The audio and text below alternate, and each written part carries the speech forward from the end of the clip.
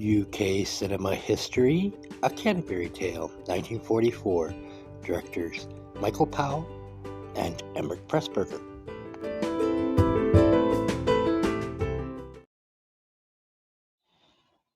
Hello and welcome to UK Cinema History. Today we're going to be starting our series on 1944 in film with A Canterbury Tale. And welcome, Hi Bender. How are you, my friend? Hey, Eric, great to see you. Hey, Stila, great to see you. Good afternoon.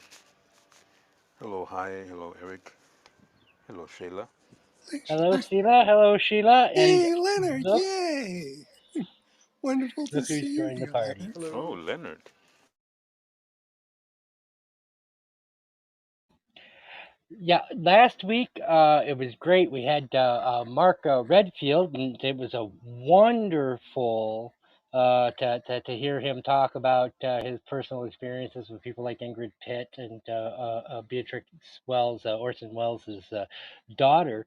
But this week we have Sheila Bloom and Leonard Hawkerts. Am I pronouncing Hawkerts correctly? I always wonder if I'm supposed to stress the O or Yeah, not. I mean that's how you would pronounce it. Good. But anyway, and Leonard, you were deeply missed here. And when High back channeled me that he had gotten a hold of you and that you were interested in being here, my excitement level shot up. So we are glad to see you. And Sela, even though you were only gone a week, just know you were missed. But we do realize, of course, life happens, and yeah, when you've got to work, you've got to work. And of course, Sheila and Yelena, thank you for being here. And special thanks to Yelena, who has been a very long time supporter of this show. We always appreciate you. I'm going to share this on social media real quick and try and see if I can get our good friend Yazzie here, and then we'll get the show rolling. In the meantime, just to kind of prevent dead air, if you have seen or ran across anything interesting recently, now might be the time to share it, or if you've got any recommendations for the audience.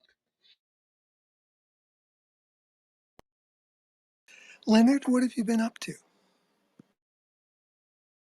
Well, kind of all sorts of stuff. I've been having exams lately, so I've been revising for those. Also, I did a trip to Finland, which was pretty interesting. It was quite chaotic, to be honest. A lot went wrong, but it was pretty good. And I tried out a lot of saunas there, which they were amazing. So yeah, for anyone who ever goes to Finland, definitely try out the saunas. On a sadder note, my grandfather died for a few weeks ago, so I went back to Germany for a few weeks for the funeral, and yeah, so I've kind of been occupied, and also I've been watching movies. So yeah, how about you guys? Very sorry about your grandfather. Condolences.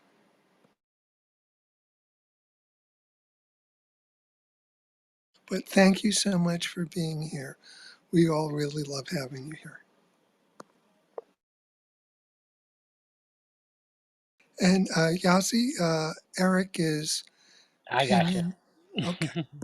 No, I didn't have to ping her. She showed up. I didn't have to beg this time. Thank you for being here, Yazzie. Yazzie, of course, has been our co-host since I believe it was Pink Floyd The Wall versus Tommy back in September. So and has been a very big partner in making this UK cinema history run. I did want to announce that the replays for this are no longer going to just be exclusively on Facebook. I found out due to a good thing, but the episode that Sela and I did on the Elephant Man had gotten shared by a man who does a History of England podcast that's very popular, and so it had gotten quite a lot of interactions, and I noticed that people were only listening for 4 or 5 minutes and shutting off, and I went to look why, and it turns out that on Facebook there's a window that you have to keep open, that you can't let uh, you can't let the uh, uh, window shut. You can't do anything else if you're listening on your cell phone, and you can't use you can't go to your home screen. And so, and I think what was happening was people were listening just long enough for that window to shut down for them, however, or whether, so I took the weekend and I uploaded all of our replays that were available. Some of them weren't, unfortunately, the King Lear one, which was one of my favorites, and the other was the Man for All Seasons weren't available, but I uploaded them over to our to Spotify, uh, and we're going to share them there so that people can listen in their car radios and things like that. But we're not creating a podcast. This is not going to be monetized. This is just as a convenience for those people who can't participate on Clubhouse. But I did add at the end of each episode that, hey, if you want to join, here's how, and there's a link in every description to our Clubhouse, and so we might get some more people to join in the conversation. But again, I do not worry, I'm not going to become Mr. Hey, like and subscribe, and we're not opening a Patreon, and there's not going to be a fundraiser to get me a new microphone, and any of that, I don't, and I haven't quit my job, and I don't refer to myself as a podcaster. It was just simply that's the most convenient You're an form. influencer. Yes, I am. I am the opposite of an influencer, but it's just and I'll put a link to that if people would like to. But the other thing is, I'd like to point out, I'm putting them on there unedited. I'm not going to go through and take out if somebody's in the matrix or any of that thing. Not just because of laziness, although that is also a part. But I don't want anyone to feel like this is any different than any other room. So you should be able to speak as freely as you want to. And so what they're listening to is just the unedited transcripts of the conversations that go today. But that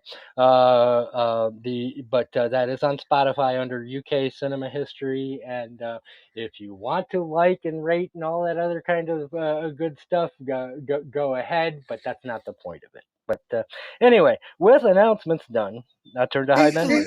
Hillary, hey, it's great to see you. I didn't expect you for this room. Welcome. I did. We're not hearing you, Hillary. If you're speaking, then you're a victim of a Clubhouse bug that's been running around. The only thing that works for me is to reboot my phone, but you could try exiting the room and coming back. Or just closing the app and opening it again sometimes works. Want to do it, Hillary? You want to give it another try? Yep, can you hear me now? Yes! Woohoo! Yay! I was So saying great to hear I your got voice. the message late last night about the Spotify, and I decided to go check it out. And guess what? I haven't slept yet, so you're all gonna get like crazy Hillary today because I am sleep deprived because I spent all last night and morning listening to past episodes because I love you guys. Aw, thank you. That's very sweet of you. Thank you very much, and I hope you enjoyed them. Yeah, they're not professional quality podcasts, I know, but that's that's not what we're doing. Tell you what, I All have a right, whole well, new respect for Yazzie, more so than I had before, which was a hell of a lot. But listening to it, like after, especially even what episodes I was, participated with, it was like, oh my God, you are a brilliant woman. Listen to some of the older ones. You are brilliant. And I just love sharing space with you, as well as you guys too. Oh my goodness, Hillary, I'm so flattered. Thank you so much. It's all because of Eric. I learned it all from Eric. from the beginning. Not true. She's just being humble.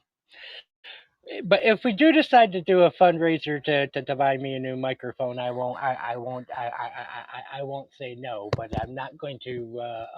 What kind of microphone are you currently using? It was a joke, Hillary. Oh, well, no, I'm asking because I have several of them that I was about to list on eBay. So if you want one of them, if you'll pay for the shipping, I'll send it to you. No, that was a joke because I've had so many problems with microphones recently. But all joking aside, yeah, I'm not in a position where I can spend my day making promos or doing any of the other things. So this is not becoming a podcast, and I just want to make that clear. But Yazzie has offered to help me out with the administration part. She's taking over because she has an iPhone. Anything as far as trying to get them on Apple for our Facebook users who prefer to use iTunes, and and I want to thank Yazzie for that. You're welcome. I'm gonna use the weekend to put everything on Apple. So anyway, end of that. Let's get our room started. So today we are discussing a Canterbury Tale as we take ourselves through 1944 in film, leading up to, of course, our celebration of Operation Overlord on June 6th, which we'll be celebrating by watching the film When Eagles Dare.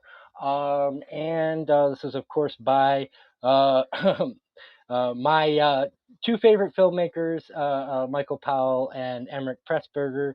So I'm probably a little bit biased. So I'm going to just refresh now, and we're going to go in PTR order and opening thoughts and whether this was or not this was your first time viewing the film, and we'll start with High Bender.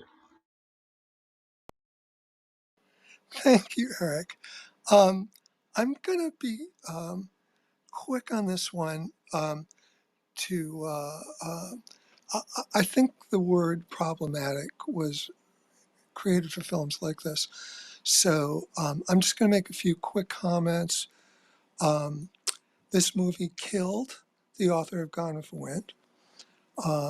Margaret Mitchell was on her way to see a showing of this movie when she was hit by a speeding car. She was knocked out, never recovered, died 5 days later. So there's that. Margaret, let's see, this movie arguably laid the seeds for the destruction of Michael Powell's career in 1960. It's got a character who who originally they were going to have cut women's dresses to keep them away. Then they decided, no, that was too sexual. So instead, they had him put his jizz in their hair. So that didn't go down well with audiences. And then some people conjecture that that was a kind of a test run for Peeping Tom in 1960, which pretty much killed Michael Powell's film career. And then on the upside, it's got this magnificent shot going from a bird in Chaucer's time to an airplane in World War II, which some say Kubrick may have seen, that influenced what he created as one of the greatest cuts in film history. So there's a lot of things going on in this movie on both sides of the spectrum. And I'm going to, like I said, keep my initial comments short and just let other people talk. But those are just some things I would point out in how this movie is. It's got a lot of amazingly great things and a lot of not so great things. Thank you, Hi. It's glue. It's glue. Okay, I'll get that out of my system. Anyway, Sela, was this your first time viewing this? And your opening thoughts on the viewing?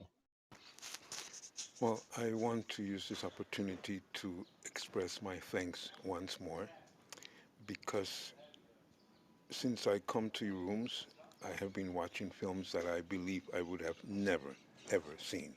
I would have never feel any inspiration to see a 1944 film.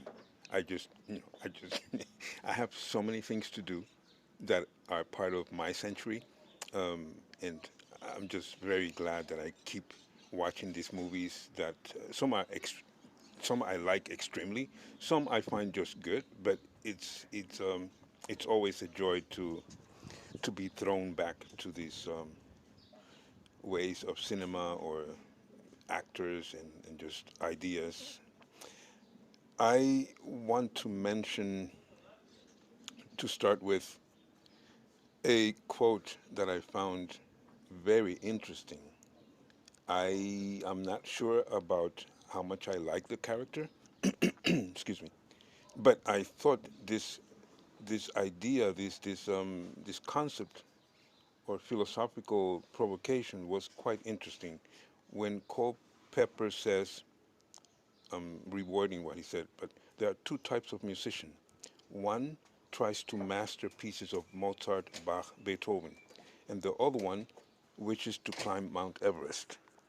I found that it's so good because I mean there's a lot of arrogance in any part of the world, in any field of work, but amongst music, in the music field, I think there's a very particular arrogance as to, well, I play classical music. Well, I play whatever. And, and in this case, he is mentioning this quote because the sergeant is talking about how he played cinema music instead of being a church organist, which he always wanted to do. So basically he's saying to him, well, what you did is more challenging than just copying a great master of composition. I really enjoyed that, and I think I'm going to keep my main argument for later on. Thank you. Thank you, Sila. And yeah, that's going to be a great topic of conversation later. That especially that point and what this film is saying with the miracles of Canterbury at the end. Leonard, you got the chance, and I did too, a few months ago to see this when it was re-released in the theaters, and it's a unique experience because the blacks are so incredibly black and in a darkened theater and on a large screen. This is just, it's almost a different film than it is on television. But I really like to hear your reflections on seeing it in the theater. Yes, I've seen it twice. Once in the cinema a few weeks ago or a few months ago, and once just earlier today. And yeah, I definitely agree, especially the scene in the cathedral later on, when Gibbs starts to play the organ. Like it's insane in the cinema, just seeing it on the big screen. It really hits, and it's definitely an effective film. Despite the film not having Robert Mitchum in it, I did think I almost fell asleep when I watched it in the cinema, like 20 minutes in or so. But I still liked it a lot. And well, today when I watched it, I didn't fall asleep at all. So there you go. Well, I, Eric Porter is the English Robert Mitchum. Uh, perhaps, yeah. Well, I mean, um, yeah, these things happen, but I will say it's a very weird movie. You know, the entire Glue Man thing is very like silly and very weird. I'm not saying this in a negative way at all. I think it, I think it all works very well. I think it's very humbling, to be fair, and I like it a lot. But it's certainly like a very weird movie. Um, so if you look at like the overarching kind of things or kind of motifs in the movie, we see the national differences, kind of UK versus US. That is obviously something that Powell and Pressburger um, had a lot and brought up a lot in their movies, just kind of cultural differences. We see this in Black Narcissus with India and the UK. We see this in Colonel Blimp just a year earlier. Um, with Germany and the UK, and we also see this in, obviously, in the matter of life and death. So this is something that they really like to uh, focus on, and we see it over here as well. For example, with the direction of the arrows on the uniform, or just loads of pronunciation, little cultural hints. The kind of a point is being made of those cultural differences. I'm not sure to what effect, but maybe we can discuss that. But I think more notably, this film really focuses on differences in the time setting. I think that is like very overarching in this movie. Obviously, when the film begins, it starts with the actual pilgrims, and the shot has been already mentioned by High. But when we see the bird cut to a plane, that is very clearly a jump in time, a jump in history. And then we have cuts to like tanks, and then a train, and the train is moving from the right to the left of the screen, uh, almost like it's moving back in time. And then we leave in a town that looks like it's stuck in the past. It looks entirely like it's stuck in the past. Um, you know, uh, the lighting doesn't work properly, so that you can't see the sign. It already starts like that, um, and just culturally, it seems like a very ancient town. So we've got it over there. And then there are also other like hints towards time. For example, when Bob telephones a friend later to meet in the cathedral, we're almost like ripped out of that time, because first of all, he has interaction with, obviously, kind of a mate who's not in this town, and also we hear modern jazz music playing in the background. In fact, it's the same music that we hear as the modern music in Colonel Blimp just a year earlier. And in Colonel Blimp, the music also kind of makes a point out of the different kind of generations. So it's used to the same effect there. And then towards the end, when Bob enters the cathedral, he's sent back, or he's spiritually sent back in time to how his father founded a church in his hometown. And just afterwards, when Alison goes into the camper, she kind of is moved back in time, just kind of in the most opposite way possible. Instead of seeing a giant, stunning cathedral that really, very positive emotion, I would say, she sees like a very dusty um, camper where the wheels are gone, full of moths. So she's very sad by that. So it's in opposite ways, but they're both sent back in time. Again, I'm not sure to what extent exactly um, this is being used here, but I think it's very prevalent. So yeah, I'm looking forward to this discussion, because I'd be interested to see like what other people make of it.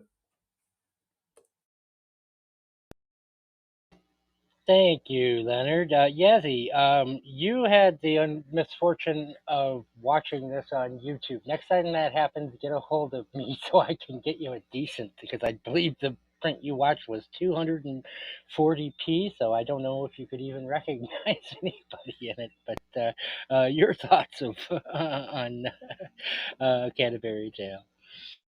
Yeah, not a very good watching experience. And I'm gonna be Sila today. Like, he always say, I need a rewatch. I need a rewatch. This was the time that I felt like, oh no, that was my biggest mistake not to do a rewatch. Because that was my first viewing, and this complex story, all the narratives, uh, I had to, I had to learn the lesson from the Colonel Blimp and everything to know what am I getting myself into. So yeah, I have to say everything that I'm going to say is just, and Hillary, I'm going to disappoint you this time. It's all coming from the first time viewing, and nothing else. The thing that comes to my mind was that everyone's talking about the Falcon scene inspired Kubrick. In my opinion, it's inspired him in for Path of Glory, especially the final scene in Path of Glory with the German woman singing. I couldn't stop thinking about that. It was like in my mind the whole time, right from the beginning. And th- uh, I really, and the other thing was, I thought like, oh my god, Jungian, what a Jungian movie. Eric, you're not gonna like that, but it is. This is a movie about archetypes. Archetypes symbolism, mythology, and all that. And uh, we saw it in Blimp, also here. I really liked the way that I think this movie inspired a lot of other movies, the women detective movies, all the Marple movies, for example, every on women detective movies in the 70s, the series, all that comes from that. I really like that, and I also thought about, that this woman comes to this small town and made everyone thinking about an ongoing issue, and brought everyone together to start a conversation. And it's such a woman thing to do. I thought about the recent movie Women Talking, that it just said, yeah, if you just leave women for 1 hour in peace in one place and let them talk, they can solve the problem of the world.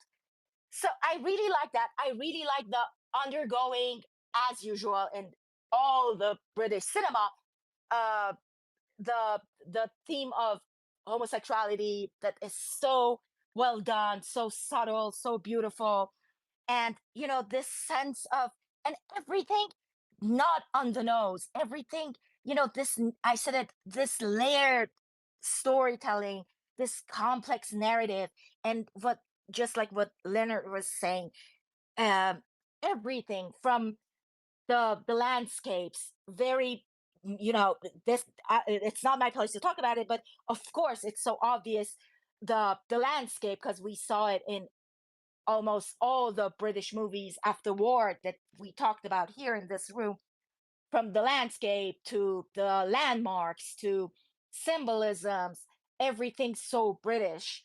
And the role of children. I found that really fascinating, because we saw with Sela, boy, and I kind of compare it in my mind, the way that uh boy approached children of war, or kids playing war, and how it was depicted here in this movie, and the role of children. And yeah, so I'm going to stop here, and we're going to talk about it later. Thank you, Yazzie. Your insights are always valuable. Hillary, did you get a chance to see this film, number one, and number Oh, I've seen two? this film several times. Yes. Yes. Yeah, and your thoughts on it?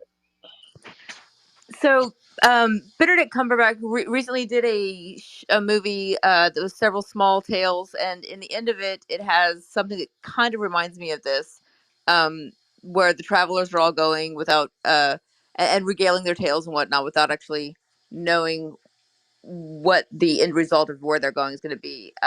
It just kind of had that same tone to me, if that makes sense. This was one of those, everybody gets what they, what they wanted, even if they didn't know that's what they wanted in the end. It's was a war film that was filmed during the war, so you don't get the hindsight of it. You get what was really on people's minds at the time. You get the soldier who's hasn't received any letters, which is devastating and absolutely suicidal, for people who don't see a future tomorrow, who don't know if you're going to live or die, and to know that the person that they love back home has moved on, or just doesn't even care, doesn't think about them anymore. It's letters mean everything. They really, really do when you're in the service. So, and I'm not going to give any spoilers for anybody who hasn't seen it, but it was so heartbreaking, his story, and then I no worries about spoilers. We've all seen the film, and okay. yeah, So we're not the going to worry end about where he spoilers. actually gets all of his letters, I almost cried. I really did. I related to the character and just loved him. Um, each one of the characters individually is so simple that they're somebody that we would probably think of as, you know, idiots, rubes, you know, uh, touting folk kind of people. The projection of Americans and what I'm sure Britons thought of us at that time. But throughout the film, you see the deeper complexities of each character. You see that they are more than just what's initially presented to you. And as they bump into each other, and they, and they go about meeting the townsfolk and whatnot, amongst trying to solve the mystery that I don't remember if it ever gets solved or not. I don't think it does. I don't think that we ever find out who the glue man is, do we? Um, Oh, we do, okay. but I'll save that for my remarks. Yeah, I can't remember, but because the other parts of it were so moving, and it really is one of those feel good movies that takes you someplace. It takes you on this ride through the countryside into this small city to take a breath. That is what the movie feels like. It is at times hard to get through. It really is. There's certain times where you're just like nodding off, um, because it's very slow paced. But it's each scene carries the plot to the next, to the next point, and it does move forward. It does push forward. It's 1,000 stories in one. I guess is why it's so hard to encapsulate. But I watched it in a film class. Oh gosh, I want to say like 99, maybe around that time frame, and it didn't resonate with me at the time because I didn't have enough life experience to appreciate it. I really thought it was boring when I first watched it. It was just something I was kind of glad it was over. I watched it in class with a lot of other people, and I think I played on my phone most of the time. Um, that was back when I was playing the on my little Nikon or whatever that was, whatever the little phones that had the little snake game. uh, but watching it years later for film reasons, I got deeper into each story because I have a lot more knowledge about longing, loneliness, giving up your dreams because you're put in a situation where you have to act for others. Um, so you have to give up the things that you believe in, the things that you wanted in life, things that you dreamed of for yourself. The cathedral scene in the end, where he gets to play the organ again and remember how much he loved it, heartbreaking and beautiful.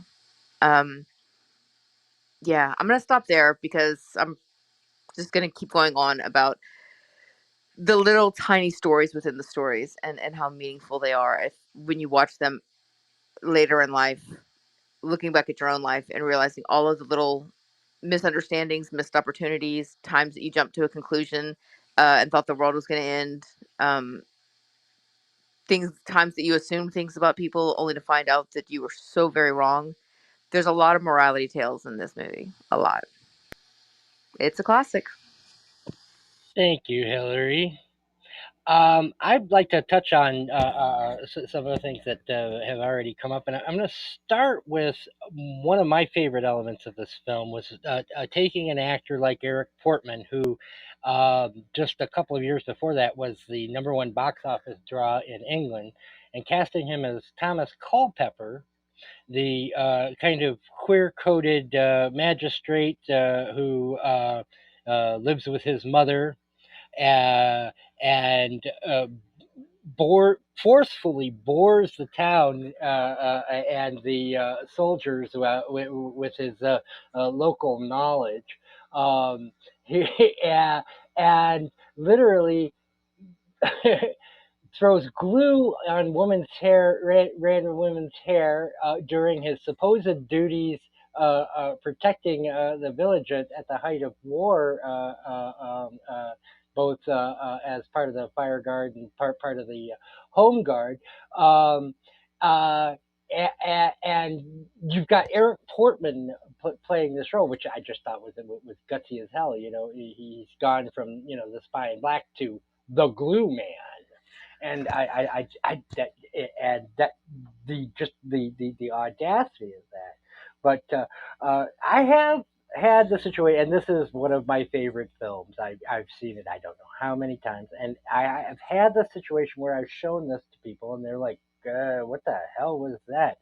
And they kind of come at it with what I call the Scooby Doo argument, which is, "I knew it was Culpepper the whole time. What the hell?" And as if the film didn't have a point because it didn't have a mystery, or they'll come at me because they thought that there was going to be a romance and there wasn't, and um, I'm usually not like this. I'm usually very open-minded about other people's opinions of film. But at one point, I actually broke off a relationship with a woman who was super critical of this film and was like, Are you "What? kidding? Yeah, absolutely. What the hell is wrong with you that you can't accept the miracles of Canterbury at the end of this film? What the hell is wrong with you?" But okay, no, it wasn't over that. That just happened to Okay, be I was about to say, my God. that just happened to be the straw that broke the camel's back. But I'm a better person now. I don't think like that anymore. But my love for this film uh, is part and parcel with my love for Michael Powell, who is a person of Kent, a man of Kent, who has a lot of local knowledge and a lot of local pride, and that he puts that on display. But he does it in a very self-critical way because, of course, the reason why Culpepper becomes the glue man is because not enough people are coming to listen to him talk about his local knowledge. And Sela pointed to that great line about the difference between someone playing Bach and becoming a mountain climber, and his ego about his own knowledge, and that everybody has to know it. And this, I thought, was Powell pointing back at himself, at his own flaws as a person, and and then I remembered that Powell didn't write the screenplay. Emeric Pressburger did, and this wasn't written at, let's call it, the best time in their relationship. And Powell actually thought that this was the worst film that they did together, and blames Pressburger's screenplay. And I've come to realize that no, this is Pressburger's putting his version of Michael Powell on screen in this Wait, was film. Pressburger also from Kent? No, Pressburger is from Hungary, and he was his partner, and the two were best of friends, and they made a ton of movies. But friends have falling out, and just this came right after a huge hit that they had with Colonel Blimp, and it was a financial disappointment at the time. But this kind of misogyny inside of Culpepper. He doesn't want a woman working for him on the farm. And when he's asked, when he after they basically confront him with, yeah, we know you're the glue man, and he says, I did it so that the soldiers would stop hanging out with women, and he's got this moralistic tone about how the boys are off at war while their women are cavorting with these soldiers, whether they're American or from London or what have you. They're not Kentish, so there's also that kind of xenophobic streak to him. But he is asked, well, why don't you just allow the women of the town to attend your seminars? And I just never thought of that. And of course that, and that goes back to the center of this, I think, very complex character. Lives with his mother, never married, gentleman farmer. He lives in a very old-fashioned world. He's on that very old-fashioned board of magistrates, which of course has been completely replaced. That dates back to the time of Chaucer. That's just a guy who is completely to go to Leonard's point, living in the past, and living in a time uh, uh, uh, where where women acted more like his mother, serving cider to their guests and answering the door and things like that, and can't really perceive of a different world. And that scene where they're lying in the grass and talking about why oh gosh, I'm having a brain burp, so I'm going to have to look, okay, sorry, Allison, um, uh, boyfriend, who she thinks is now dead, wasn't allowed to marry her by her father. She says that it was over class, and he says, well, that shouldn't matter at a time of war. And she says, it would take an earthquake, and he said, we're in an earthquake now, and that's what you feel, that things change. And then when we enter Canterbury, things have changed, and you see Canterbury less than a year after it had been completely bombed, and you're seeing a bombed out Canterbury, and she has to stop and get directions from people because she can't recognize the roads anymore because the bombs have destroyed so much. And you have that great tracking shot of the placards where all the businesses used to be, saying where the businesses have moved because their buildings have been bombed out, and then the camera pans up and you see the bombed out area in the foreground and the cathedral in the background, and it really brought the theme home. But I'd also like to go into what Scylla was talking about, but I've talked a little bit too long, so I'm going to open up for conversation and then come back to me because I don't want to monopolize this. I've gone well over my 7 minutes. I don't think you've gone too long. You can. Why don't you finish your thought? Well, no, I was moving on to another thought, but I see Cammie is back, and so I want to welcome Cammie back. And Cammie, have you had a chance to see a Canterbury Tale?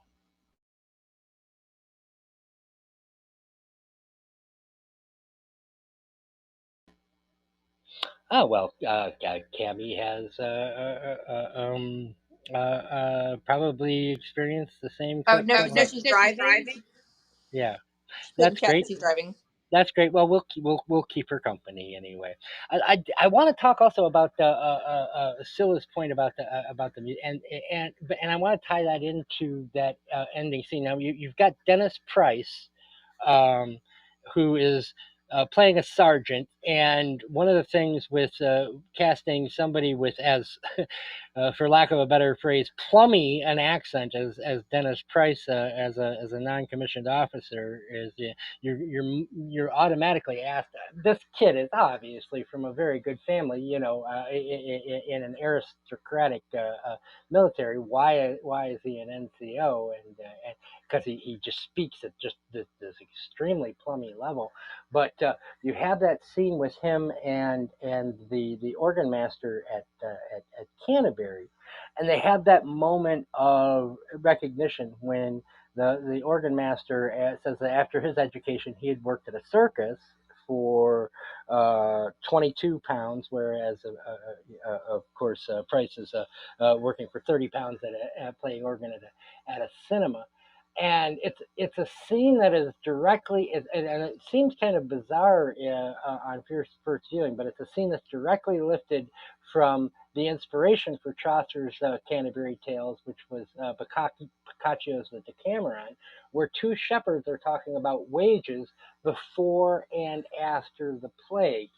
And the first shepherd says to the second shepherd that his wages were only so much before the plague, but because so many people have died, wages have gone up.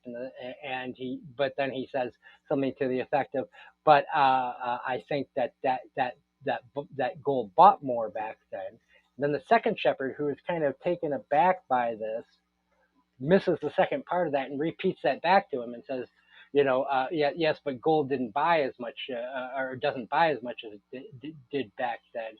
And the shepherd says, no, I think you're wrong. And that transporting that scene into this, it takes on a different meaning because, of course, what he realizes is this is a man who is being shipped off into an action where 1 in 5 people aren't going to come back, and 2 in 5 people either don't come back or come back with permanent injuries, and he's not going to spoil that for him, and he's going to allow him to have this moment of recognition.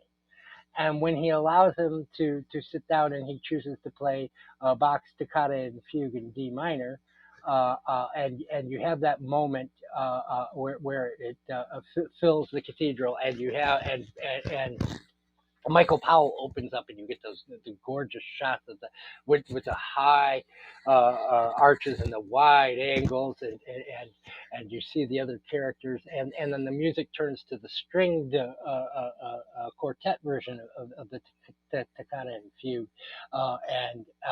and you feel like Price has lost any interest in anything else, and then it's only at that moment that you realize his only reason for being at the cathedral is to find a detective to turn Culpepper in.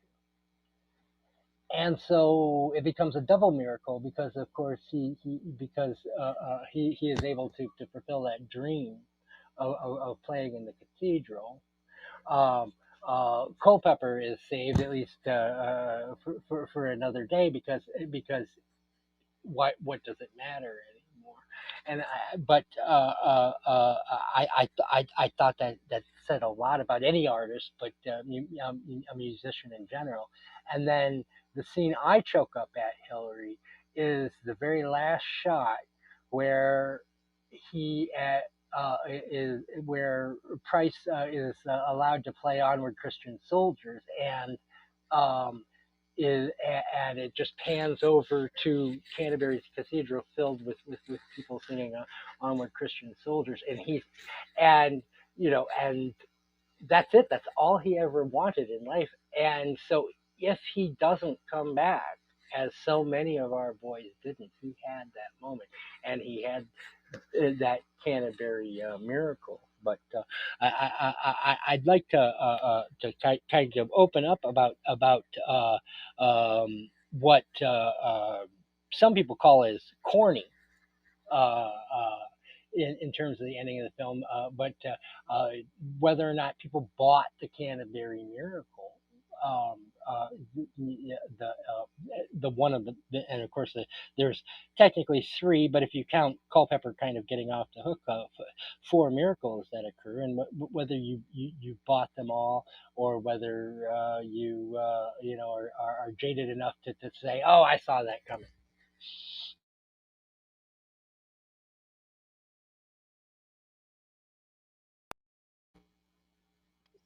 Found that scene that they talk about the miracle, the scene and the landscape that Allison and uh, Culpepper still sit together and talk about, the past.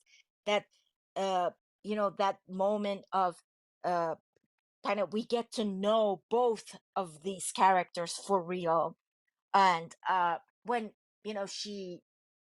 she refers back to what he was saying um, about the pilgrims walking this road and hearing things and seeing things. And she kind of, in a very Proustian way, sensed all that, like felt, I mean, heard the sounds, and compare that to the beginning of the film, the speculation about this character, that at the beginning of the film she heard a sound, and that started and speculation about Culpepper. And then later, and in that scene, when she went through this, as Hillary said, a road, just like this movie takes us in this road with these people, in this pilgrimage, she get to that landscape, and she heard things differently, and have and started having different realization about this man that she was suspicious about all through the film.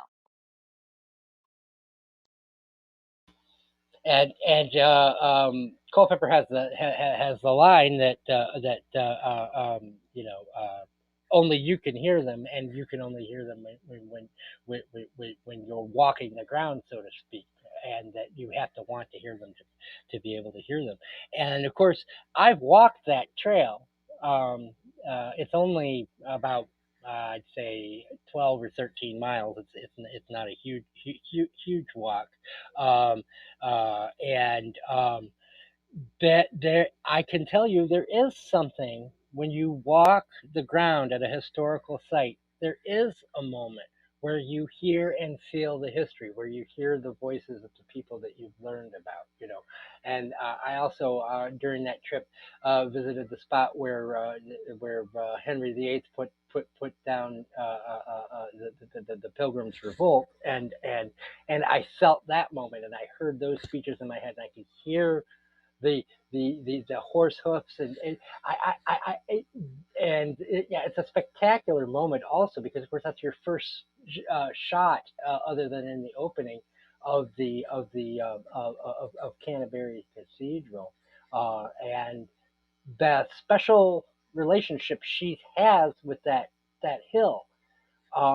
Leonard spoke of this when he was talking about when she's opening up the caravan, and the history with that caravan and the history with that hill, and what that meant to her, and what that meant to her about her relationship with the man she now thinks is dead, who she's had this 3-year relationship engagement with, and who obviously loved her very much, leaving her the gold coins, leaving her the caravan, and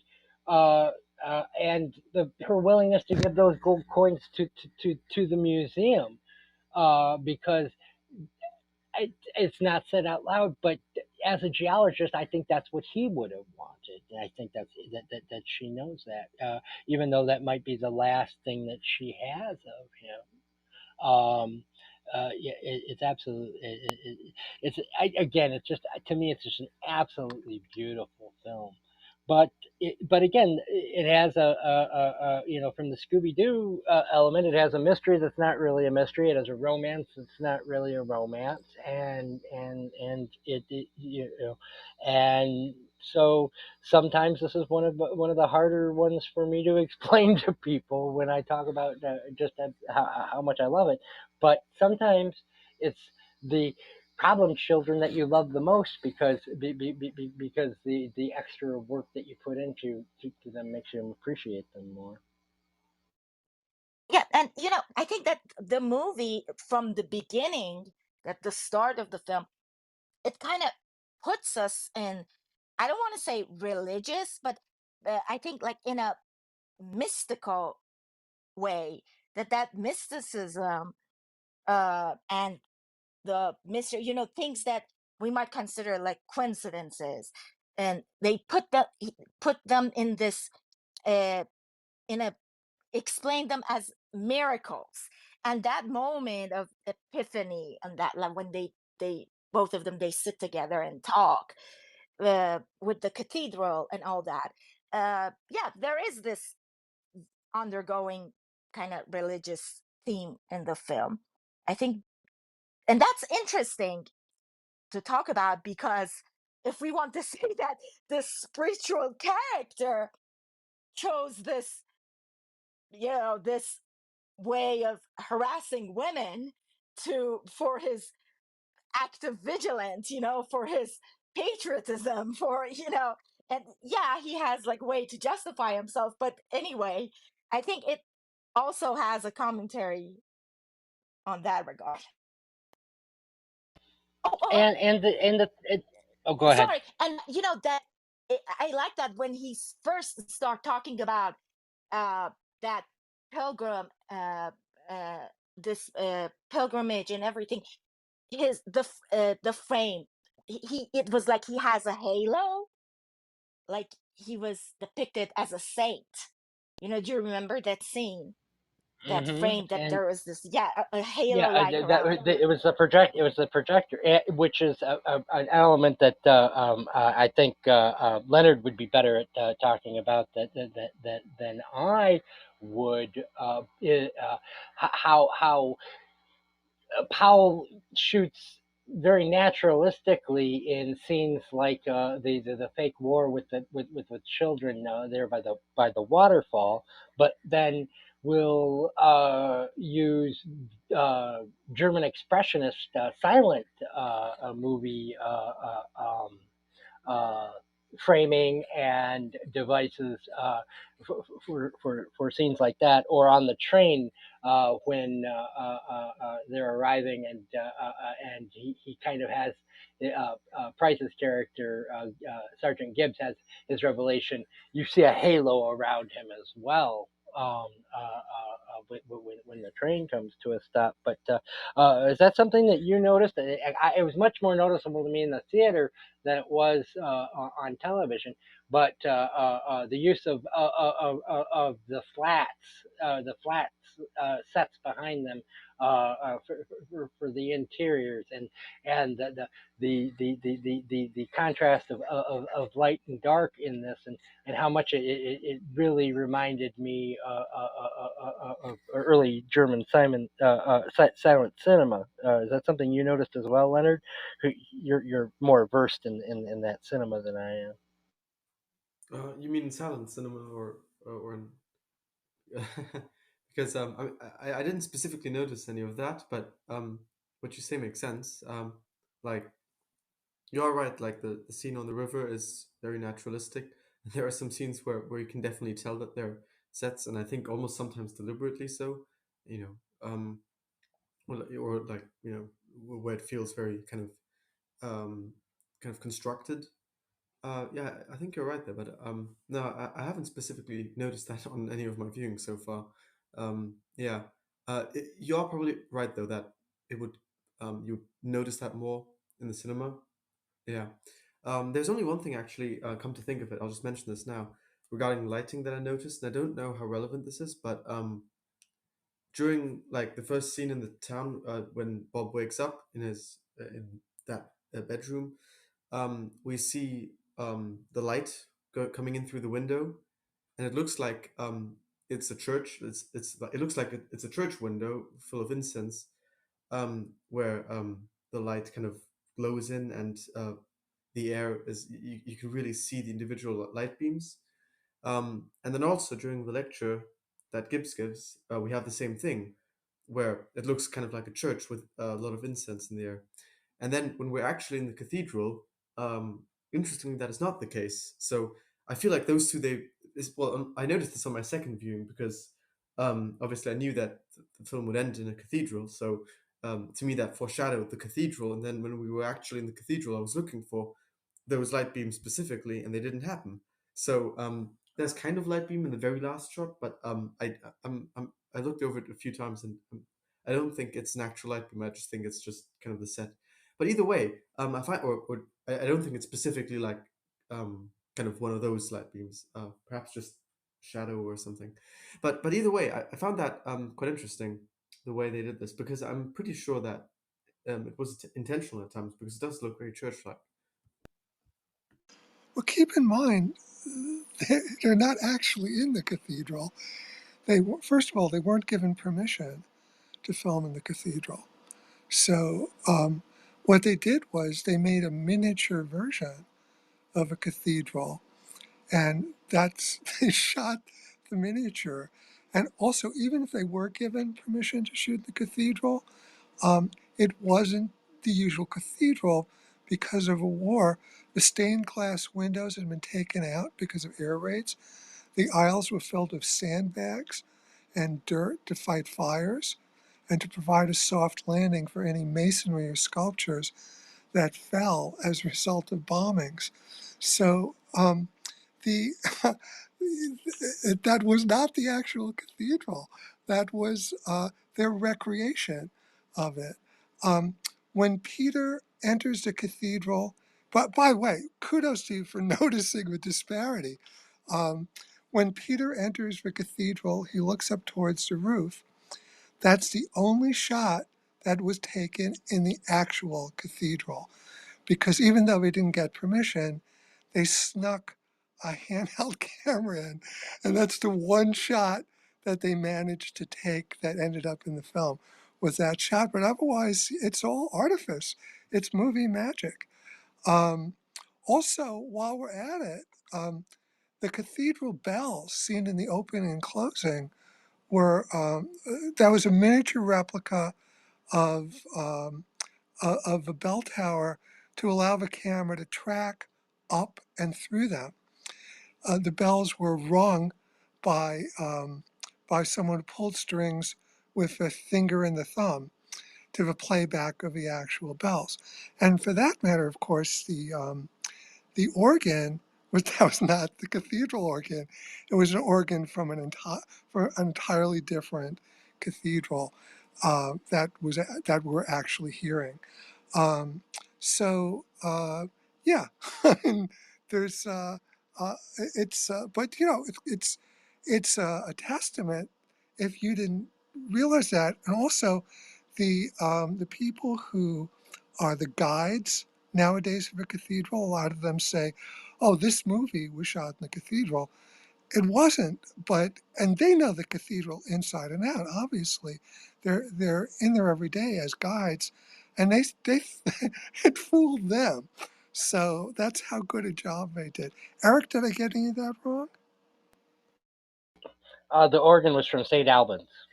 No, you didn't get anything wrong, but it was that's the Saint Yeah, the St. Albans. that's right. That's what I was trying to remember. Thank you. No, I'm very glad you made that comment about that particular angle from the ceiling because I was wondering. But like you said, I think it's a very good job at making us believe that this is all in the cathedral. I was convinced that it was. I know I say this a lot, but it's those wide angle lenses. You can perform miracles with them. You can take the tiniest little set and just make it look huge with those wide angle lenses. It's just it just you know And the sta same goes for your leading lady, so use them sparingly. So, by the way, I just wanted to mention, like, yeah, I did not notice that it was not shot in the cathedral. So thanks for mentioning that. That is like a very interesting backstory. Um, yeah, and there was just I think there were one or two shots where I noticed that it was a set, but I didn't notice that they basically shot all of it, not in the cathedral except for one shot. So yeah, that is definitely very interesting. I'm not sure whether that was what you were implying, but I didn't. I wasn't commenting on the production of it. The reason why I mentioned the light beams were I think well I thought it could be an intentional choice that they so explicitly put in light beams throughout the movie, and then when you're in the actual cathedral, or when the characters, so not the actors, but the characters are in the cathedral, they aren't there. I'm not sure why it is like that. Maybe it's intentional, maybe it's not. I don't know. But yeah, I was not. I don't know. I didn't mean to comment on like whether it was actually shot there. That being said, it's a very interesting backstory for sure.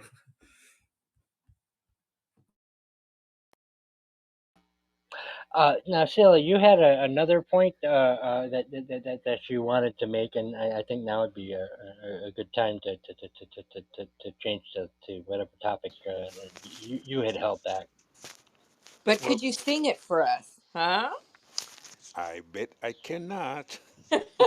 That's only no. That was special, and that was just for my birthday. Don't ruin my Yeah, yeah, specialness, yeah. Hillary. We have to keep special things special. Okay. But two things I want to mention. One, it's a positive one, and the other one is the conflicting thing that I have. Excuse me. I think Yasi spoke about the children and the way they're used. Um,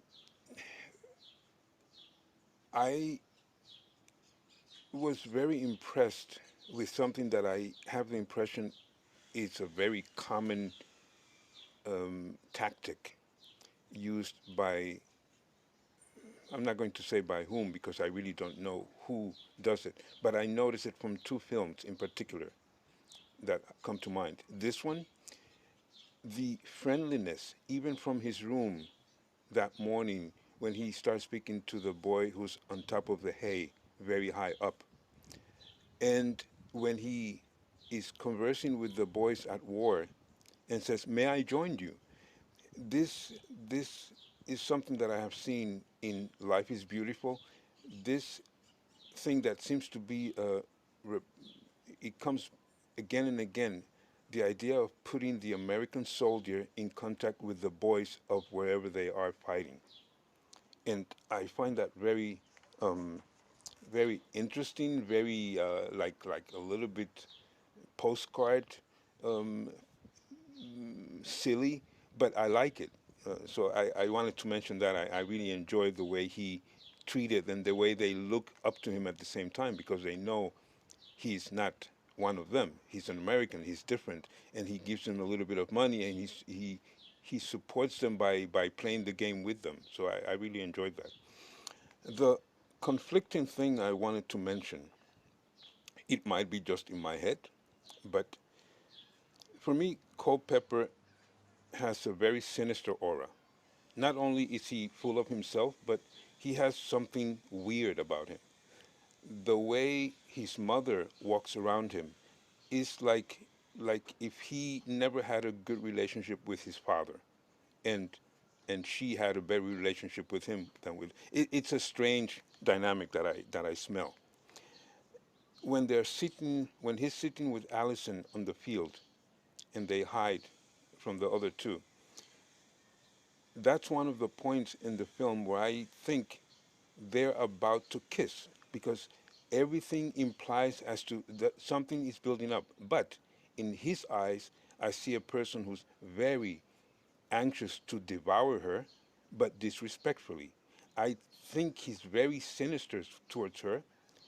And the reason I mention that is because I'm looking at this man in many situations trying to look at her and say things to her that are, it's like he's trying to provoke her to get her, but he's the one who's been fighting against women so they don't seduce the boys of his town. So it's a very, very weird dynamic within this character. I never thought of it from that point of view, but as someone who normally does look at things from I usually have that predator vibe usually stands out like a sore thumb to me. Um and I'm often told to stop looking at every single character as if um they're all grooming they're the other people in the movie. And I didn't see that in Culpepper. I thought of him as a misogynist, as a just an ignorant asshole, um, somebody I wouldn't share a conversation with for more than a minute or two. But now that you said that, I kind of want to go back and watch it because I didn't get that at all. One of the things I liked most about the movie was the wholesome fact that here's three guys on a trip with a girl, a very beautiful woman, and these are all good looking guys, and there's no romance, and that there's no like, you know, love affair type thing, which was the key, the glue that I shouldn't use the word glue today, but which was what held most movies together at that time. And I feel like that was one of the wholesome things that stood out most about the movie to me is that these people could have this pilgrimage without having it have to um the lazy writing of, oh well, it's a love story. So now that you point out that it could have been something more predatory, I really want to go back and watch it from that point of view and see if I can follow along with what you're saying. I had a different interpretation because I saw the Culpepper character as being clearly queer coded in this film. And I didn't think he was being a predator. I thought he was excited by the fact that she had worked in geology and worked and his excitement was about her experience and her almost ownership of that hill and the fact that she'd spent 3 months in those woods in a camper and the gold coins that she had in her, her possession. And but I thought the whole living with his mother, unmarried, gentleman farmer, I really felt that that was a form of that they were trying to imply that he was homosexual. But I see Larry's off the phone. I'd like to welcome Larry Zach to the stage and thank you for being here. And your thoughts, sir?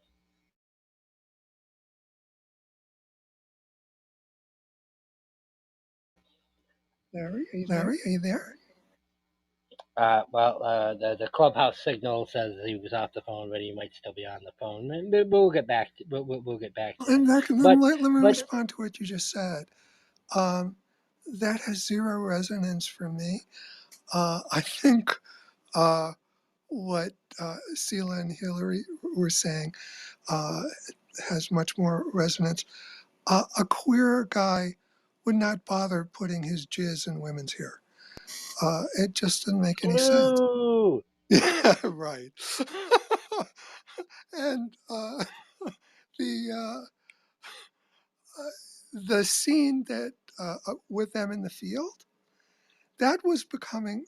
There were two things. First of all, there were several scenes where she's with the American, and it looks like it's about to turn romantic, and he brings up his girlfriend, and that happened, I think, twice, at least twice.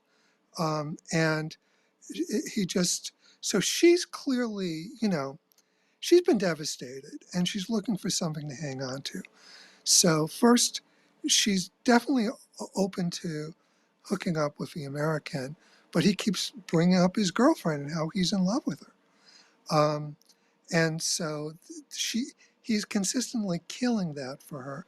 Then she ends up in the field with the precursor to Peeping Tom, and it looks like they're going to get romantic, and then they're interrupted by someone who says, you should have left your address.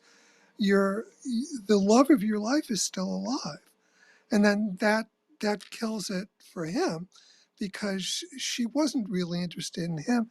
She was just trying to recover from this devastating loss, and now she's got the love of her life back. So she almost has a romantic encounter with both the American and with Culpeper, but in both cases, the movie intervenes, or Canterbury intervenes, so that in both cases, the the American gets his wish, and she gets her wish, and Culpeper doesn't get anything, because well, you could say, he doesn't end up in jail, but I don't even know that's certain. And him not ending up in jail is, to me, not a satisfying gift. I guess if he's getting a second chance and he's going to reform, but I didn't feel a lot of remorse coming from him. So I think No, I thought that Scylla had that correct. That that both he and the Dennis Price character arrogance is what I felt. I agree with you.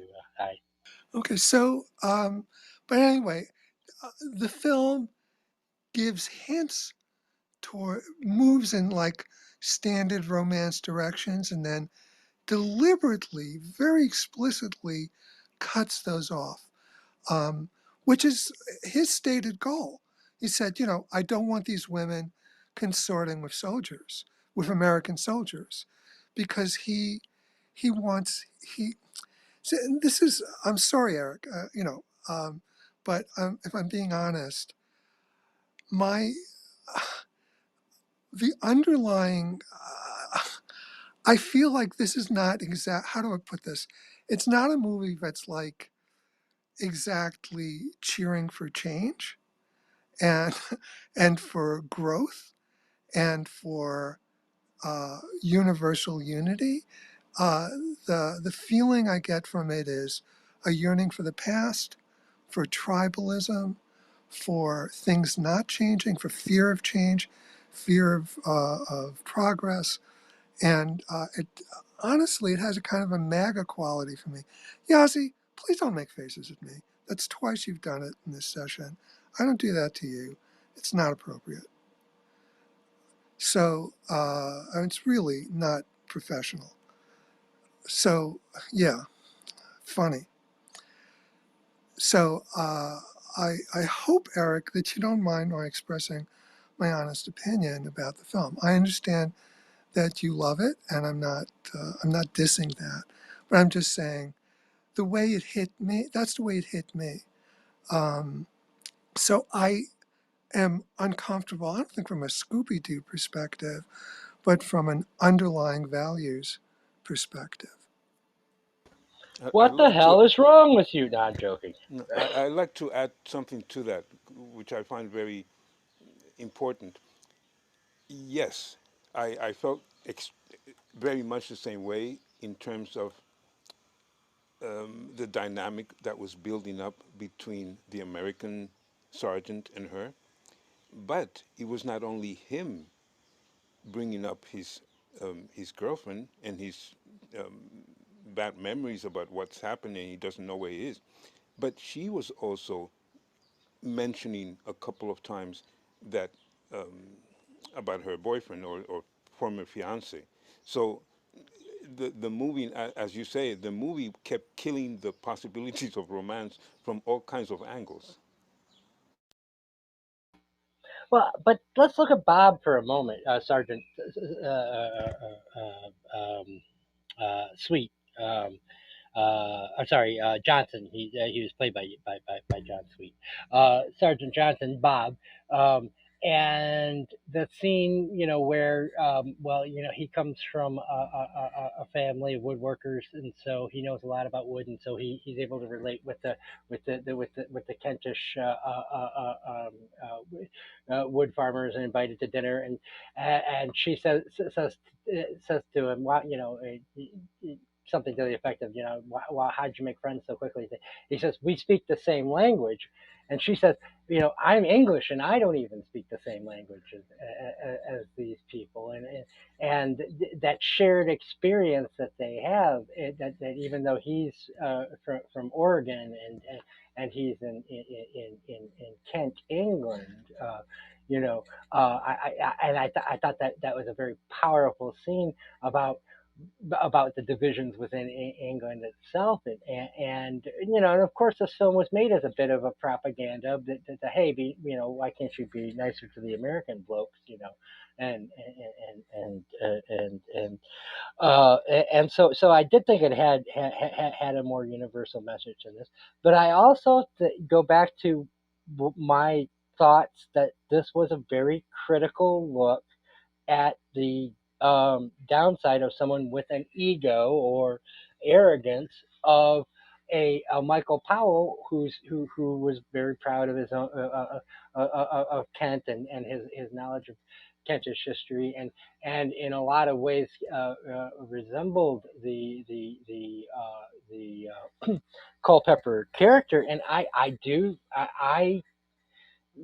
after several viewings of this and having read both volumes of Powell's autobiography, and loving these two men the way that I do, and have for going on 40 years now, the I do I feel like that he is being critical of that xenophobia, of that resistance to change, of that misogyny, and but in the screenwriting, but that of course the man who is directing, the man who is literally behind the camera and setting up the shots, is kind of undercutting that, because of course those are how he feels about things.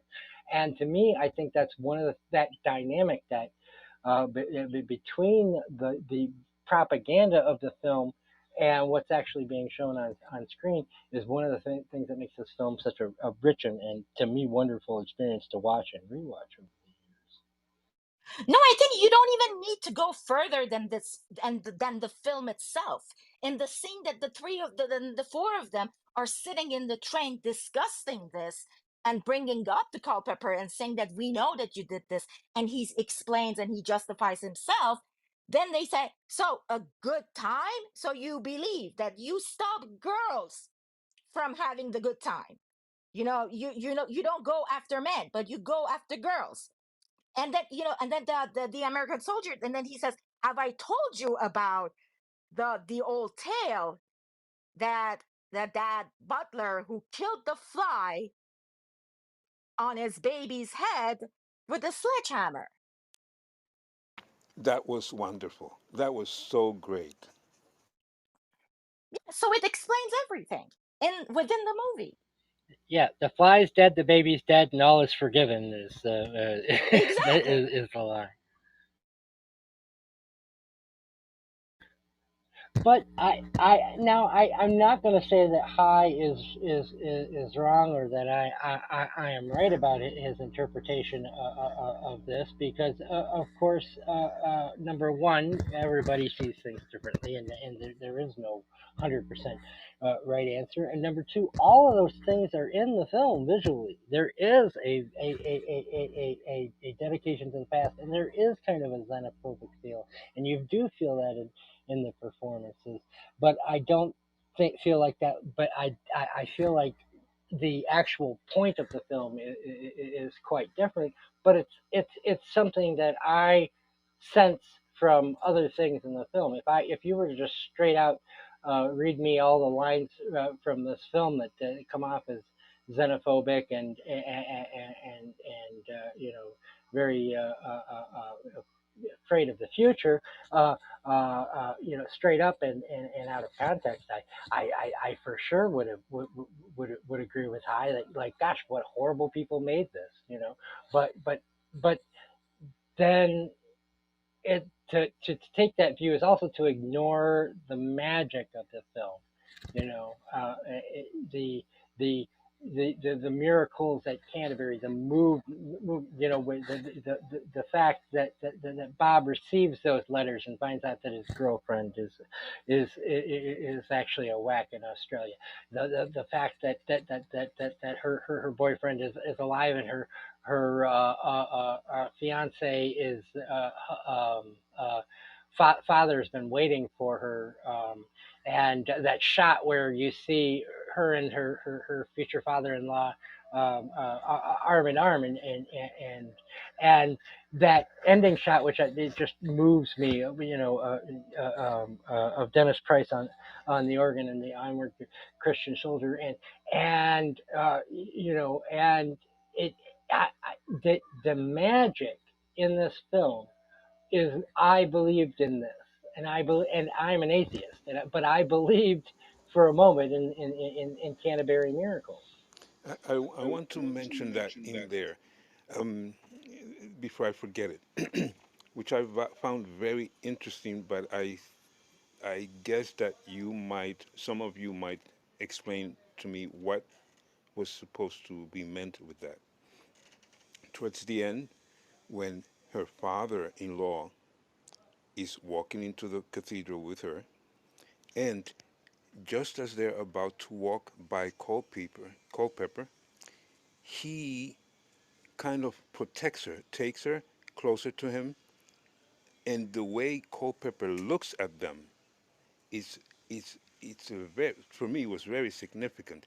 He wanted something from her, and the father-in-law is protecting her by with his right arm and hand, push pulling her towards him and making sure that he doesn't get closer. And he has a special look as to say, too bad. I, I, this character for me is really, really weird. I don't know. Yeah, she snitched him out to her future father-in-law, and he's trying to protect him.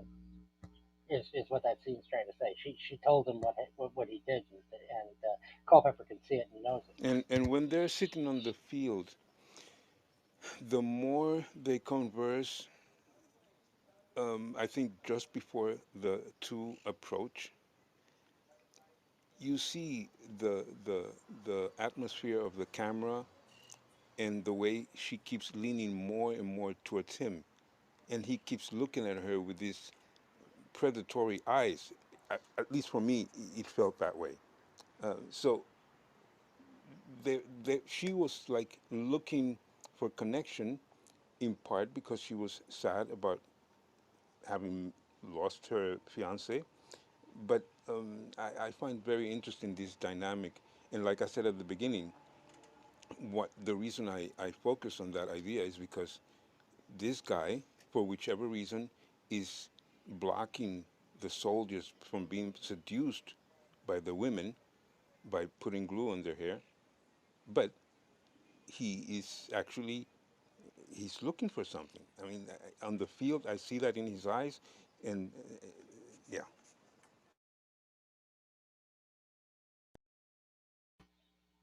I've seen this film 12 times and I never picked up that he was looking for something. Interesting. I guess a 13th time might be a charm. Larry, you've been uncharacteristically quiet.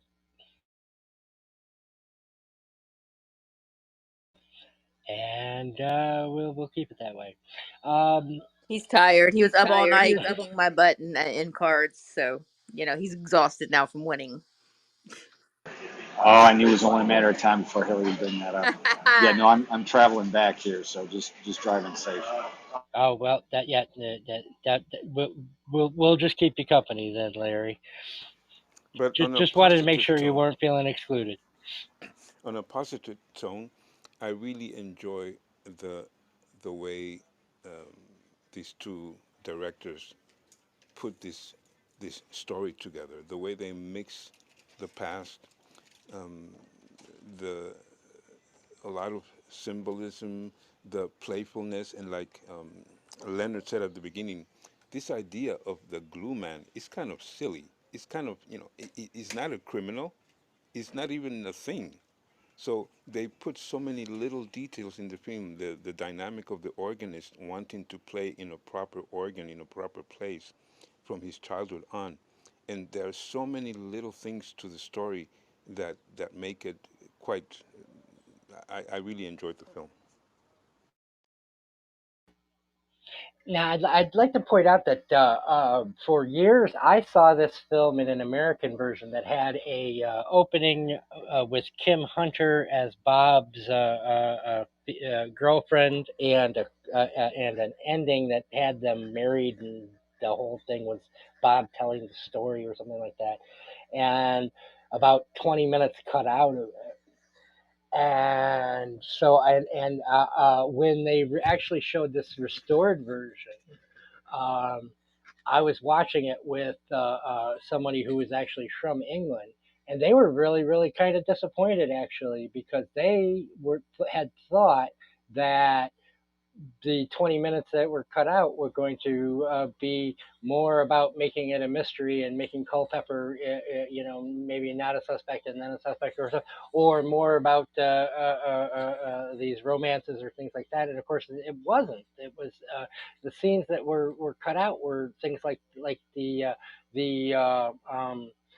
tanks surrounding her when she's on the carriage, which I think is a very, very important scene in terms of talking about the way that women felt in terms of their contribution to the war.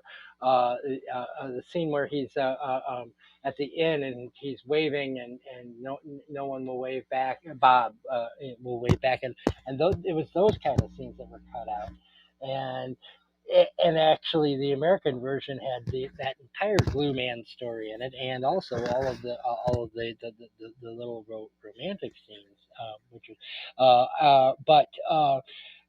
it is also interesting that I loved the American version of the film, even with the Kim Hunter, which makes absolutely no sense, and then at the beginning and the end, and it even had narrations from Raymond Massey, and of course both of them were working with Powell and Pressburger on their next film, um, A Matter of Life and Death, which was released in the U.S. as Stairway to Heaven, which we'll definitely do on this show eventually. And I loved that version of the film, but I obviously loved this version of the film even more. But even in that truncated form, with its kind of dumbing it down for us Yanks, I thought this thing was a masterpiece. Just to follow up what Sela was saying about Allison's father-in-law, in the books, in the Miller Tale, which is the story of Allison, and it's way different from the movie. Just to say, like what you saw in the film, and related to the story in the book, is that in the books, uh, his father-in-law is keep trying to send men to Allison's way just to prove that uh you know she she's gonna betray his son, and she's not deserving this uh heir that is left for her. So this is the relationship between Allison and her father-in-law in the books. Yeah, and they hint at it, but yeah, this is definitely not playing off of that. But but of course we all know the focal harem line from the Miller's tale. And it was a lady. The Miller told its tale that her face had turned just ghostly, turned a whiter shade of pale. And when Scylla points out that scene, I think about that, about how he looks busted, like his face turns a whiter shade of pale, like when the father-in-law looks at him, like, oh, busted, and that if maybe he's not facing the police, he's facing some kind of prejudice, or that it's going to be well known that he was a glue man all along. Yeah, and the symbolism of that caravan is pretty interesting too. But and also what I wanted to say skipped my mind. Anyway, the if anyone finds anything problematic in this movie, I suggest that you go watch Pasolini's version, 1977, of the same source material, the Canterbury Tales. And I actually would go one step further and say, even if you don't find anything problematic, that you don't watch Pasolini's version of the Canterbury Tales. But that's just me.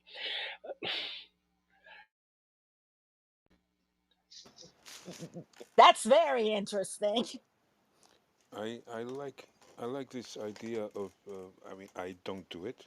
I just haven't done it yet, at least. But this possibility of approaching a source or a story from different angles. We know that from music in so many ways, especially when it comes to operas that take the material of Shakespeare. And every librettist and every composer takes their own direction without knowing what Shakespeare wanted from that centuries ago. But to be able to watch different interpretations in the cinema and then read the books, which at the same time might have a lot of details that are way different to what the interpreter does with the film. I like to hear that a lot when you talk about these sources and different angles and different interpretations of the story. Yeah, and I wish I knew the Canterbury Tales better. I took a class in early modern literature in college, and we touched on the Old English, and we did read the Canterbury Tales just to kind of highlight what the difference between the languages were. But I honestly haven't read them since college, and I obviously didn't have enough time to refresh myself, and I wasn't going to go watch that awful Pasolini film to refresh my memory.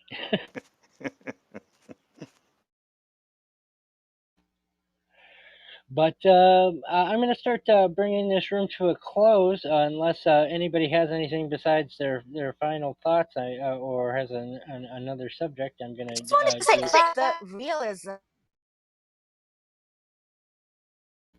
Yeah, Yazzie, we can't hear you.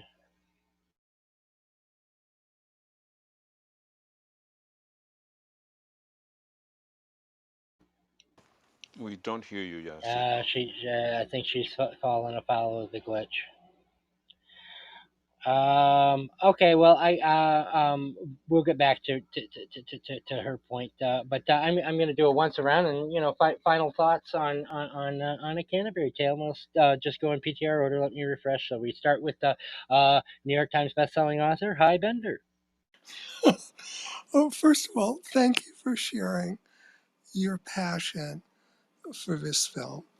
And I, I appreciate you bringing things you love to this room. And of course, you have such deep knowledge and understanding. So kudos to you for that. Um, I, you know, I still, my feeling toward the film uh, is a real thing. I'll just give a couple other examples. The thing with the village idiot, uh, not not a happy scene for any film. Um, a guy who stutters, and they make fun of him because he's different, and they bond over it. Which, and in fact, I felt I felt a really positive bonding experience at the same time that I knew it was utterly wrong. Oh, So, style of this movie here, this add this uh that monstrous aspect of German expressionism in the narrative and in the uh visual style. I found Eh, that really interesting. Thanks, Anthony. Unfortunately, you were in the Matrix for most of that, I'm afraid. But rewind that, and as soon as we get back to you, make that point again. Sorry. Hi. Go finish. so, and also just you know, the idea that we're making this film to remind uh, our citizens what they're fighting for. Um, as somebody whose parents were Holocaust survivors, uh, you know, I I felt what you're fighting for is a lot bigger than the the past and land. So um, I I just I I felt a disconnect between I felt a disconnect of values in terms of the way I think about World War II. And also, the mixing, um, the the ending with onward Christian soldiers is not something that is. Let me put it this way, Eric. I love what you said. I'm an atheist, and I was deeply moved religiously. So, look, different people are gonna be hit by different things differently, but I absolutely appreciate your passion for this movie, and I always appreciate you bringing your perspectives to it, and I thank you for sharing this one with us. Yeah, that would be different. Maybe if it were onward Islam soldiers, we might have a different take on it, and yet it would mean the exact same thing, wouldn't it? Sheila, your final thoughts on Canterbury Tale. I'll just say what I said before. I really enjoyed the film, the different aspects they bring in. Um, yeah, that's all I have to say. Thank you. Thank you, Scylla, and thank you for being here and watching the film with us. We always appreciate you, and you were deeply missed last week. Leonard, speaking of deeply missed, we realize you have a busy schedule, and we appreciate every minute we get with you. But can you give us some summing up thoughts on A Canterbury Tale? Well, I'll say this about Paul and Pressburger's all of their films that I've seen. I find them often very hard to pin down. With many other directors, even if I watch them and I don't fully like get the movie, or I don't fully like get what they're trying to do with it. With Powell and Pressburger, it's like more so than that. Like often, they're very how would you say, they have a lot of ambiguity. It's yeah, they're very hard to pin down with exactly like what they're doing because they often have like a lot of nuance. And as Hai said himself, like they also often have like um, problematic elements. I mean, we spoke about problematic elements in Colonel Blimp, and also over here they for sure exist. So um, they kind of they're kind of products of their time, and also they're very nuanced and hard to pin down. And I think that is especially true for this movie. I'm you've got this you've got this like kind of really grand tale, and then you've got this entire bit with the glue man, And these two things, they're so weird the way they're stuck together, but I think it works. I really do. No And pun intended.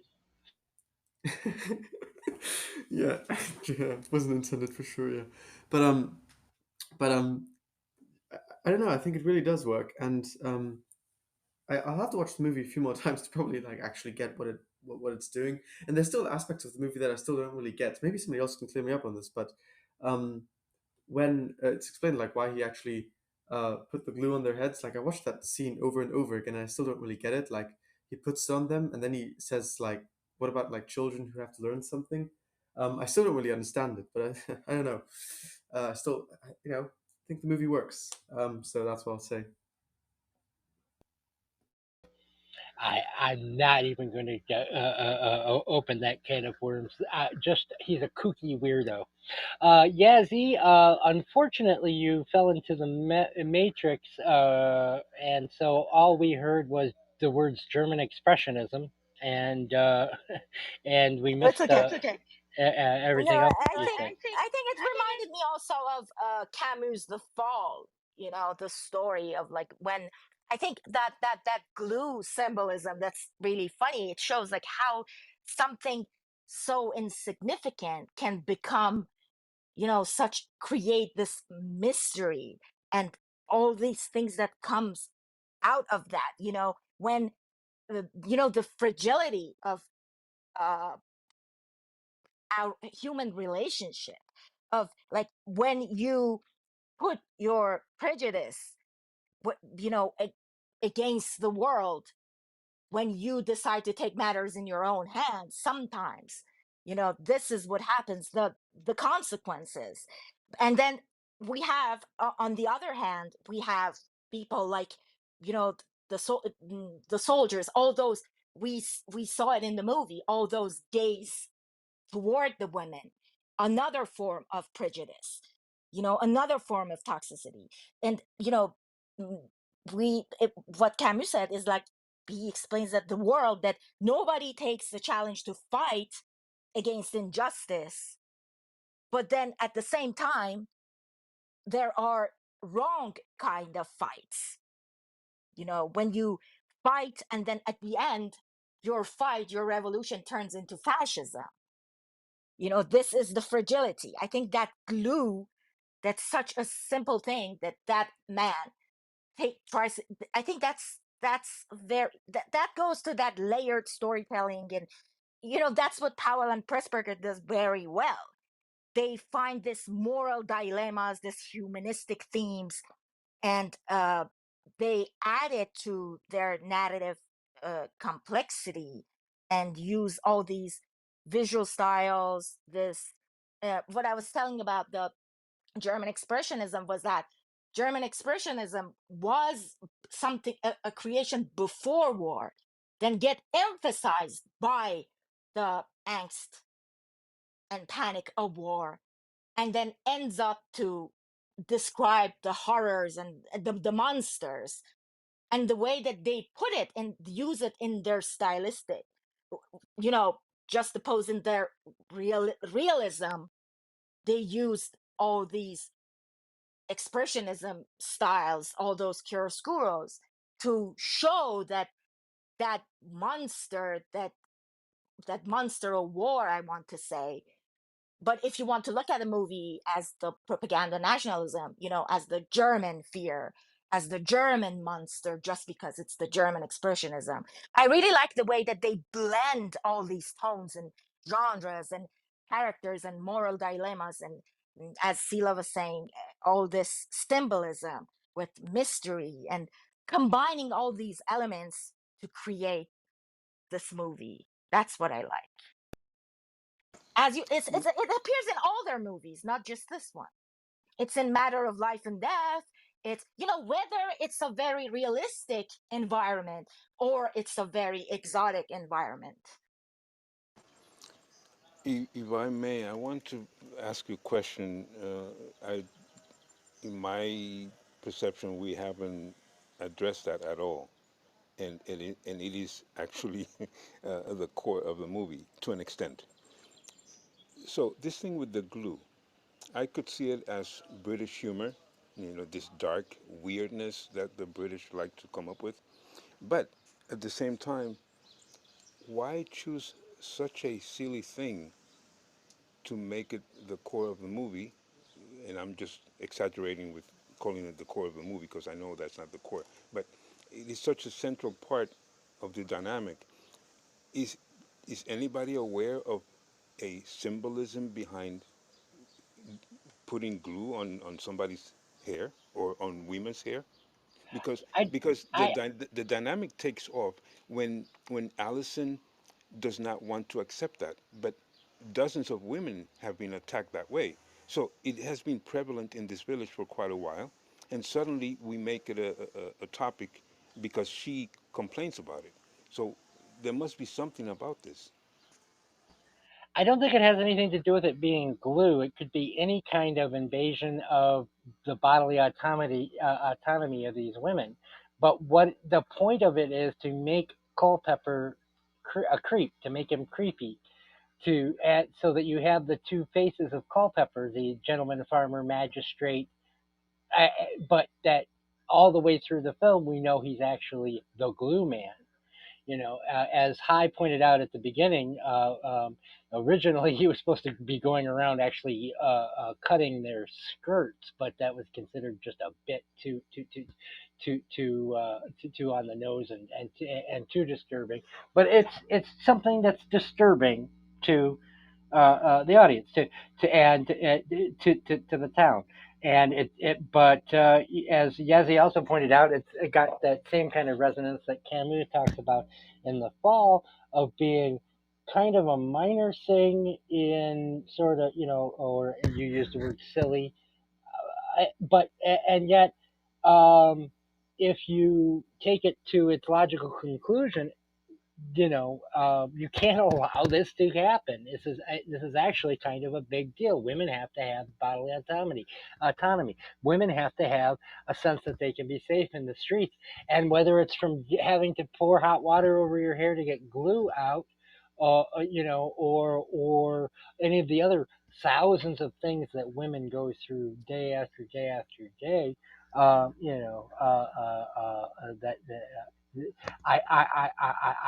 think uh, they could have picked a hundred different things, but we would be still questioning, hey, why that one? Well, my friend just told me that for him that is from chastity. There, that's really one way of preventing women from extramarital relationships. So is that what they're trying to do with this in this film? I would have to Yeah, look more into I that. think it's something very common. That's the thing. That's what I was trying to say. Like, something by nature is trying, this stickiness, this addition, this uh the glue man's actions stick and the way that his actions affect the lives of these villagers. This metaphor of lingering impact of mischief, we can say, you know and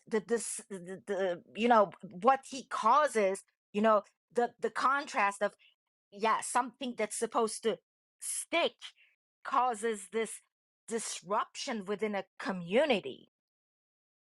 Maybe we can look at it this way. But Eric put it very well. Like, I can't say, but the fact that it's mundane, it's something common, because the way that they figure it out by talking to kids. And I really like that part that they said that mm, uh, uh, the way that it also presents the difference, this Anglo-American side of the movie.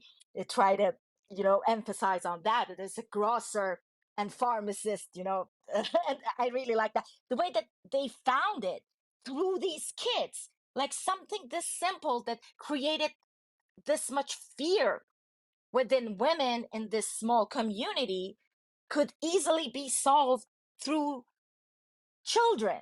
you know Shows also the childish act, the childish mindset of Culpepper. The other thing that I just remembered is, which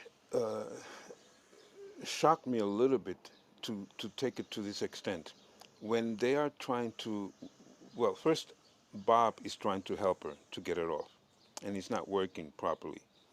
And then suddenly we see how three men are trying to help her. All three men, six hands on her head, trying to get away from, to get this glue out. I found that Exactly. very interesting. How suddenly, this man is trying to exercise his chastity, if we want to call it that, and then suddenly you have three men who don't even know this woman, trying to clean her from that. Oh, and gosh, don't you feel so sorry for her when you see all those hands on her head in That that was Yeah, really, scene? yeah. you see, you just use something very common, and to your perception, you are doing something for the better of the community, to help women, to preserve something, to, but when you don't, I said it Very before, Protestant. when you put, when you put your prejudice within any act, you can, especially like when men thinks that, yeah, you overturn Roe versus Wade for the better of community, with like disregarding women actually that are the main part of that decision. This is what happens. It's like you're putting six men's hand on a woman's hair just to fix one person's mistake. That's the ripple effect. That's the butterfly effect of one which which silly decision. which tells me that the idea of the glue is by far nothing silly. Not at all. It's very important. The symbolic behind it and what they're using to carry the story No, forward. no, no, no. We meant by, There's nothing silly about it. no, the nature of glue. Like the pick, as Eric just said, you can pick anything. Like he could use flour. He could use, I don't know, paint. You can replace it by anything. But the thing is, it's the meaning, the metaphor that it represents. Glue by itself doesn't mean anything. What we should take out from, just like what you just said, is its metaphor, it's the symbolism. What Or comes high, out of that? or high could be correct, and it's jizz, and they just don't want to use the word jizz in a 1944 film. I mean, that's Exactly. also a perfectly acceptable interpretation. It's jizz. Okay, what the hell is wrong with you? No, I'm joking. I'm joking. The man who thought that Kez could have a happy ending can't find the miracle in Canterbury. No, I'm joking. That's what I appreciate about actually about this panel, is that we all have different opinions. If this were an echo chamber, this show would be very, very dull, very, very quickly. But I It am would going to. not be a show. It would not. It would just be me saying, "Am I right?" But speaking of getting very, very dull, I think I am going to draw it to a close because we're getting pretty close to that magic 2 hours. I'm going to do my programming notes, but before I do, just any last thoughts? Or Cami, if you're not still driving, we could give you the final word if you are still driving. Thank you for glamming the place up. We always love seeing you. She is still driving. So next week we continue our 1944 with Laurence Olivier's adaptation of Shakespeare's Henry V. When we last left Prince Hal, he had just become King of England and had turned his back on poor John Falstaff, and now he says that no King of England unless he's also King of France. Get ready for some rousing speeches and some rousing battle scenes as we continue 1944 with Laurence Olivier's version of Henry V. I want to take a special time to thank everyone for being here. Hi, Sela, Leonard, Yazzie. I could not do this without you.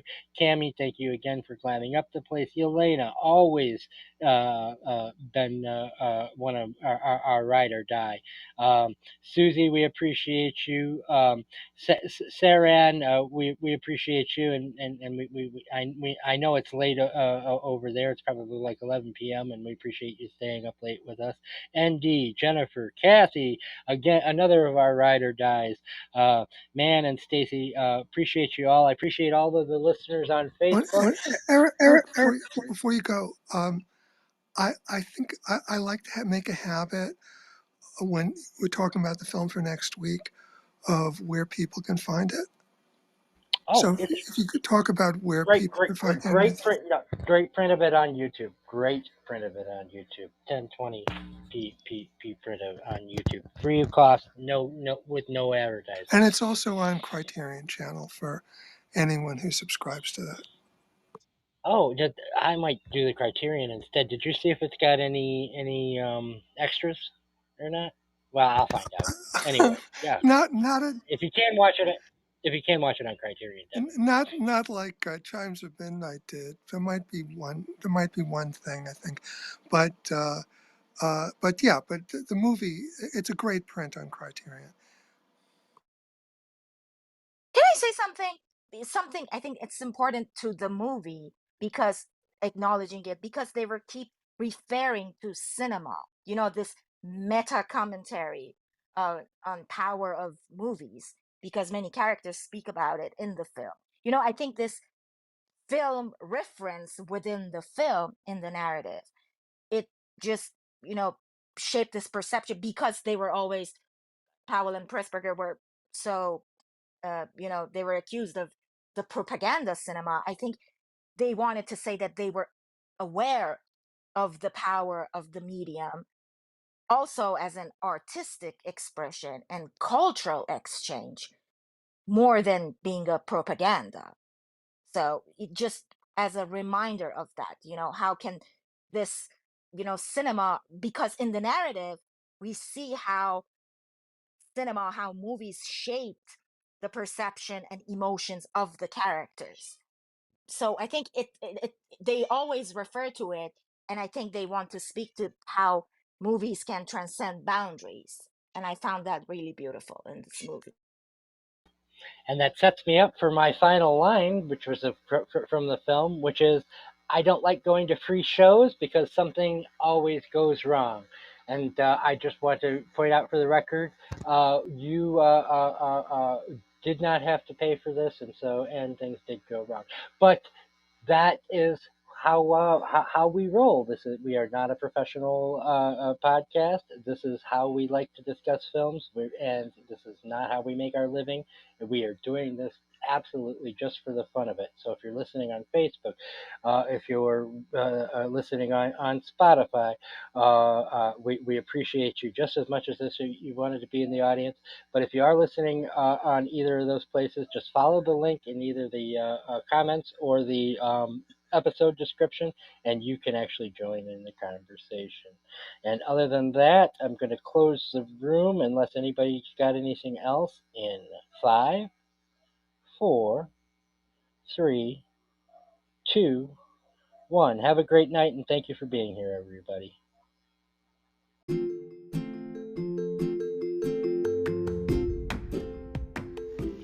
Want to join the conversation?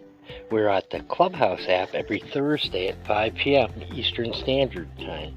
Just look for the room called UK Cinema History every Thursday at 5 p.m. Eastern Standard Time, and you can join us.